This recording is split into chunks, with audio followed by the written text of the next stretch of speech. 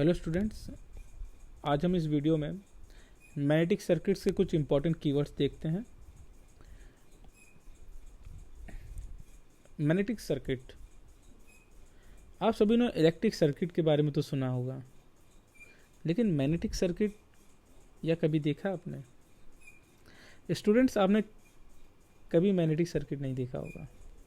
Electric circuit को आप physically touch करके देख सकते हैं, लेकिन मैग्नेटिक सर्किट जो है आपको विजिबल नहीं होता है, क्योंकि जो फ्लक्स लाइंस हैं वो हमको नहीं दिखती हैं। It is invisible. Okay student, तो मैग्नेटिक सर्किट्स है क्या? The close path followed by magnetic flux is called magnetic circuit. जो मैग्नेट से फ्लक्स निकलता है, जो मैग्नेट से नॉर्थ से जो फ्लक्स फ्लो होता है और वो एक क्लोज पाथ बनाता है, मीन्स जहाँ से स्टार्ट हुआ फिर वो वहीं पे एंड हो जाता है, तो एक सर्किट बना। किस चीज़ का? मैग्नेटिक फ्लक्स का। तो उसको हम बोलते हैं मैग्नेटिक सर्किट। जहाँ भी फ्लक्स एक क्लोज लूप बनाएगा, क्लोज पाथ बनाएगा, वैसा वो सर्किट आपका मैग्नेटिक सर्किट कहलाता है। तो in a magnetic circuit the magnetic flux leaves the north pole, means north pole को वो लीव करता है, छोड़ता है, passing through the entire circuit. जो भी इसका सर्किट है जहाँ से उसको पास होना है वहाँ से पूरा पास होता है। Return to the starting point, फिर स्टार्टिंग पॉइंट पे रिटर्न हो जाता है। A magnetic circuit usually consists of material having high permeability, iron, soft steel। और जो मैग्नेटिक सर्किट है वो ज़्यादातर आयरन या सॉफ्ट स्टील को कोर में यूज़ करते हैं। आप लोगों ने ट्रांसफार्मर्स देखे होंगे, 12 वोल्ट, 6 वोल्ट, 5 वोल्ट के जो ट्रांसफार्मर आते हैं, देखा होगा वो आयरन का होता है और उसके बीच में कॉइल होती है, तो it is a magnetic circuit. तो जब कॉइल में करंट फ्लो होता है, उस करंट से क्या होता है? इंडक्शन होता है। नेक्स्ट चैप्टर में हम देखेंगे व्हाट इज इलेक्ट्रोमैग्नेटिक इंडक्शन, उसमें जानेंगे। फैराडे साइंटिस्ट नामक ने इलेक्ट्रोमैग्नेटिक इंडक्शन की खोज की थी, उसी कंसेप्ट को हम ट्रांसफार्मर में यूज़ करते हैं। तो उसके पहले क्या मैग्नेटिक सर्किट मैं आपको बता रहा हूँ यहाँ। तो मैग्नेटिक सर्किट जो हम बनाते हैं तो उसमें आयरन या सॉफ्ट स्टील का यूज़ किया जाता है। तो जो आयरन और जो सॉफ्ट स्टील है उसकी जो परमेबिलिटी होती है, परमेबिलिटी वो ये बताती कि वो कितना फ्लक्स को उस आयरन से पास होने देगा। बात समझ रहे स्टूडेंट्स? जो परमिएबिलिटी होती है वो ये बताती है कि कोई भी जो मेटल है, जो मटेरियल है, उसकी क्या टेंडेंसी है उसमें से मैग्नेटिक फ्लक्स को पास करने की, तो उसको परमिएबिलिटी बोलते हैं। तो आयरन और सॉफ्ट जो स्टील, उनकी परमिएबिलिटी हाई होती है, जिसको हम म्यू से दर्शाते हैं। तो यहाँ पे क्या है कि स्टूडेंट, हमने आयरन के ऊपर एक कॉइल को व्रैप कर दिया है जिसमें से करंट आई फ्लो हो रही है। जब वो करंट आई फ्लो होती है यहाँ से इस सर्किट में, इस कॉइल में, उससे क्या होता है कि एक फ्लक्स प्रोड्यूस होता है, फ्लक्स प्रोड्यूस होता है। और जो कॉइल के जो टर्न्स हैं वो कितने? n टर्न्स हैं, नंबर ऑफ टर्न्स n है, उसमें करंट आई फ्लो हो रही है। और जब उसमें करंट फ्लो आई होती है तो उससे क्या होता है? Electromagnetic field. हमने इलेक्ट्रोमैग्नेटिक फील्ड पढ़ा है। जब भी किसी कॉइल से हम करंट को पास करते हैं तो उससे क्या होता है? मैग्नेटिक फील्ड जनरेट होती है। तो वही कॉन्सेप्ट बेटा इलेक्ट्रोमैग्नेटिक फील्ड का कॉन्सेप्ट यहाँ पे यूज़ किया गया, जो ऑस्टेड साइंटिस्ट नामक ने जिसकी खोज की थी, जो ये बताई थी कि जब भी किसी करंट कैरिंग कंडक्टर को अगर हम ऑब्जर्व करते हैं तो उसमें क्या है? मैग्नेटिक फील्ड प्रोड्यूस होती है। तो वही कॉन्सेप्ट यहाँ से, किसी कॉइल में अगर हमने करंट पास किया तो उससे क्या होता है? मैग्नेटिक फ्लक्स पैदा होता है। अब आगे देखिएगा क्या क्या हो रहा है। अभी मैग्नेटिक फ्लक्स पैदा हो रहा है। ये मैग्नेटिक फ्लक्स क्या है कि उस सर्किट में जो हमने आयरन कोर दिया है, तो अब ये स्टूडेंट आप ये सोचेंगे कि ये फ्लक्स बाहर भी तो जा सकता है, एयर में भी तो जा सकता है, लेकिन मैंने आपको क्या बताया? परमिएबिलिटी इस आयरन और सॉफ्ट स्टील की ज़्यादा होती है और ये मैग्नेटिक फ्लक्स को एयर के कंपैरिजन ज़्यादा फ्लो करने देता है। तो जिस तरीके से करंट कंडक्टर में फ्लो होता है, एयर में नहीं फ्लो होता है। अब इलेक्ट्रिसिटी है, आपने कोई वायर दिया, उसमें बैटरी लगाई, तो करंट एयर में नहीं जाता है। क्यों नहीं जाता? क्योंकि कंडक्टर की टेंडेंसी है करंट को पकड़े रहने की, फ्लो कराने की। इलेक्ट्रॉन ज़्यादा कहाँ है? कंडक्टर में है, ना कि एयर में। उसी तरीके से क्या है, जो परमिबिलिटी है आयरन और सॉफ्ट स्टील की, उनकी टेंडेंसी होती है, उनकी ये क्षमता होती है कि वो अपने अंदर से मैग्नेटिक फ्लक्स को ज़्यादा फ्लो कराते हैं। तो इसलिए वो मैग्नेटिक फ्लक्स क्या है आपका एयर में नहीं जा रहा है, सारा का सारा फ्लक्स क्या है वो कोर में घूमता रहता है। तो जैसे आप लोग जानते हैं कि ट्रांसफार्मर में काफ़ी लॉसेस होते हैं, तो वो लॉस जो कुछ एयर में चले जाते हैं तो उनके कारण से जो एयर में जो फ्लक्स पास हो जाता है उसके कारण से लॉसेस होते हैं, लेकिन इसीलिए हम हाई परमेबिलिटी वाला आयरन कोर को यूज़ करते हैं। तो हमारा यहाँ जो मेन है मैग्नेटिक सर्किट को समझना है। तो मैग्नेटिक सर्किट क्या है, जब भी हम किसी आयरन कोर के ऊपर कोई कॉइल व्रैप कर देते हैं, उसके कॉइल के वजह से जो मैग्नेटिक फ्लक्स पैदा होता है, वो फ्लक्स क्या है कि जिस कॉइल से जहाँ से जनरेट होता है वो वहीं पर वापस एक क्लोज पाथ बना लेता है। इस तरीके के सर्किट को हम बोलते हैं magnetic circuit. Magnetic flux depend upon the current and the number of turns. तो ये जो फाई है, दिस इज अ फाई, जो ये मैग्नेटिक फ्लक्स है, this is a phi, depends on current and number of turns. The product of Ni is called magnetomotive force. और जो product है number of turns into current का, इसके product को हम मैग्नेटोमोटिव फोर्स बोलते हैं। सेम उसी तरीके से जैसे आप कोई बैटरी को EMF बोलते हैं, इलेक्ट्रोमोटिव फोर्स बोलते हैं, जो इलेक्ट्रॉन को मूव करने के लिए वर्क डन या पावर देता है, जो पुश करता है। इसी तरीके से जो मैग्नेटोमोटिव फोर्स है वो फ्लक्स को पास करता है, फ्लक्स को मूव कराता है, फ्लो करवाता है फ्लक्स को। तो मैग्नेटोमोटिव फोर्स क्या है? The work done in moving a unit magnetic pole once around the magnetic circuit is called magnetomotive force. और ये होता है हमारा N/I या phi into R या H into L। तो phi is a magnetic flux, R is a reluctance, and H is a magnetic field, and L is a length of conductor, often called Ohm's law of the magnetic circuit। और ये कभी कभार आपका क्या कहलाता है? Ohm's law of the magnetic circuit का भी कहलाता है। जिस तरीके से इलेक्ट्रिक सर्किट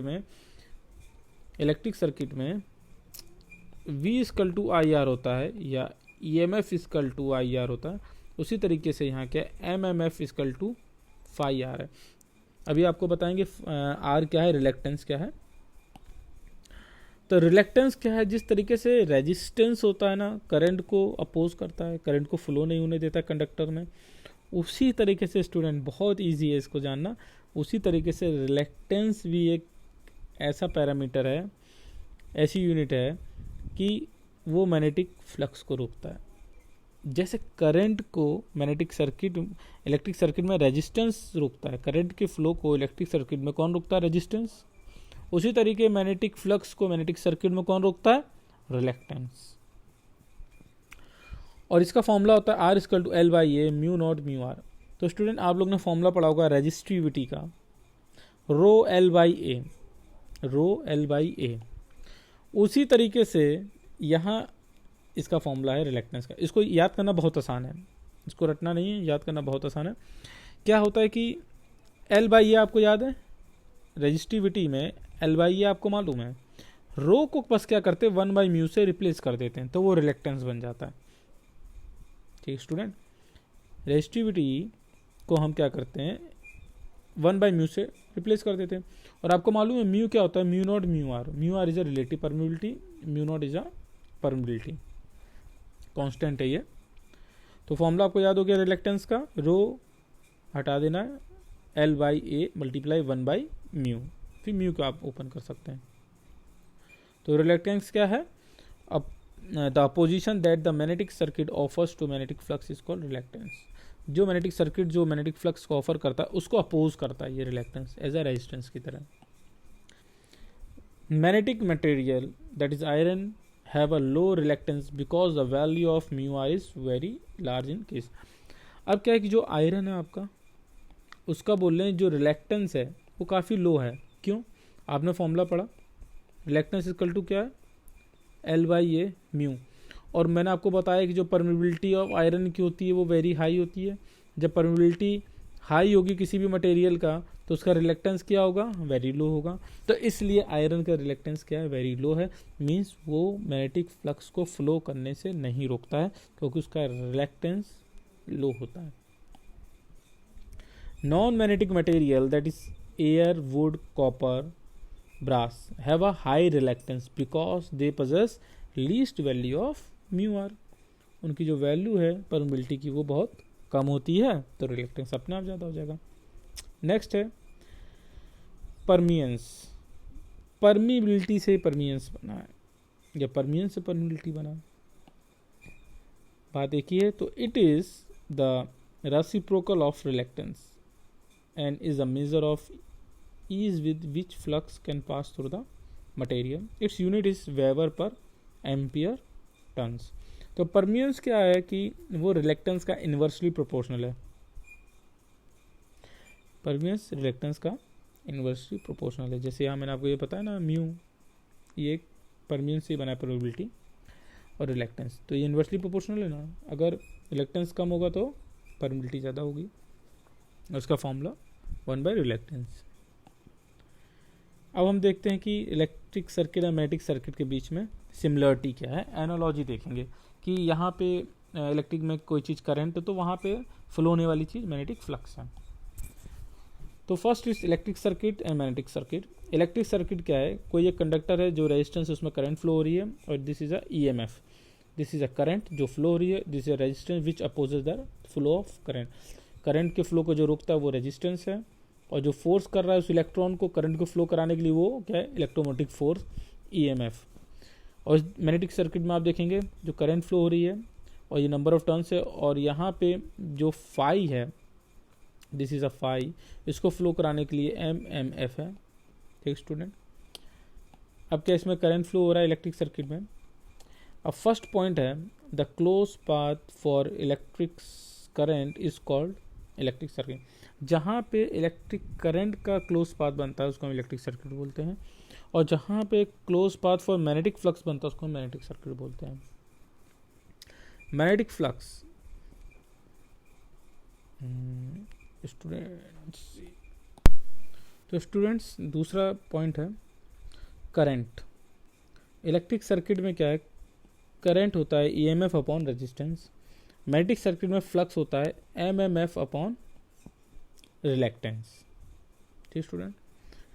यहाँ पे EMF होता है जो करंट को फ्लो कराता है, यहाँ मैग्नेटिक फ्लक्स को फ्लो कराता है MMF जिसकी यूनिट होती है ampere turns. Fourth is resistance. Electric circuit में रेजिस्टेंस है, आपको बताया था. मैग्नेटिक फ्लक्स जो मैग्नेटिक सर्किट है उसमें रिलेक्टेंस है. और करंट डेंसिटी होता है इलेक्ट्रिक सर्किट में, मैग्नेटिक सर्किट में फ्लक्स डेंसिटी होता है जिसका फॉर्मूला होता है phi/A. वोल्टेज ड्रॉप होता है यहाँ MMF ड्रॉप होता है जिसको बोलते हैं phi/R. यहाँ पे करंट इनटू रेजिस्टेंस, यहाँ flux multiply reluctance. Electric intensity V/D, magnetic intensity Ni/L. Conductance होता है यहाँ पे परमियंस होता है. मीन्स कंडक्टेंस बताता है कंडक्टिविटी, करंट के फ्लो को बढ़ाता है. अब यहाँ पे क्या था, आयरन क्या था, उसका परमिबिलिटी ज़्यादा थी, मतलब परमियंस क्या बताता है, फ्लक्स के फ्लो को बताता है. फ्लक्स के फ्लो को, कंडक्टिविटी, परमिएबिलिटी. तो ये स्टूडेंट एनालॉजी थी. मीन्स इलेक्ट्रिक सर्किट को आप कैसे लिंक करते हैं मैग्नेटिक सर्किट से, और वहाँ पे क्या पैरामीटर है और मैग्नेटिक सर्किट में क्या पैरामीटर है. तो स्टूडेंट मैग्नेटिक सर्किट के हमने कुछ पैरामीटर्स को जाने. अब इन्हीं पैरामीटर्स की मदद से हम इलेक्ट्रोमैग्नेटिक इंडक्शन को नेक्स्ट क्लास में समझेंगे. Okay, thank you students.